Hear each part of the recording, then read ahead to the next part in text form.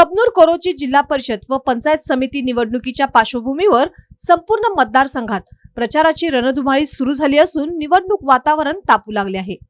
जिल्हा परिषदेचे अधिकृत उमेदवार ॲडव्होकेट शरद पुंडलिक शिंदे, कबनूर पूर्व पंचायत समितीच्या उमेदवार सौ अनुराधा बाळकृष्ण पाटील तसेच कबनूर कोरोची पश्चिम पंचायत समितीचे उमेदवार अशोकराव देवगोंडा पाटील यांच्या प्रचार मोहिमेला प्रचंड वेग आला आहे।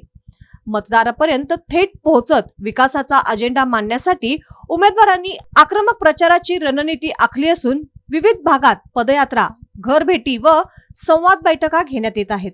धनगरमाळ, गणपती मंदिर परिसर, हनुमान मंदिर परिसर या भागात भव्य पदयात्रा काढण्यात आली। या पदयात्रेदरम्यान विकासाच्या जोरावर विजय निश्चित अशा घोषणा देत कार्यकर्त्यांनी संपूर्ण परिसर दणाणून सोडला। पदयात्रेदरम्यान उमेदवारांनी नागरिकांशी थेट संवाद साधत त्यांच्या समस्या जाणून घेतल्या। पाणी पुरवठा, रस्ते, आरोग्य, शिक्षण, शेतकरी प्रश्न तसेच महिलांच्या सक्षमीकरणासंदर्भातील मुद्द्यांवर उमेदवारांनी ठोस भूमिका मांडली। जनतेच्या विश्वासावर विकासाचे राजकारण करणार असून सर्वसामान्यांचा आवाज जिल्हा परिषद व पंचायत समितीपर्यंत पोहोचवण्याचे काम प्रामाणिकपणे केले जाईल असा ठाम विश्वास उमेदवारांनी व्यक्त केला। चंदूर आभार फाटा येथेही नागरिकांची थेट भेटीगाठी घेत संवाद साधण्यात आला। यावेळी युवक, महिला, ज्येष्ठ नागरिकांनी मोठ्या संख्येने उपस्थित राहून उमेदवारांना जाहीर पाठिंबा दिला।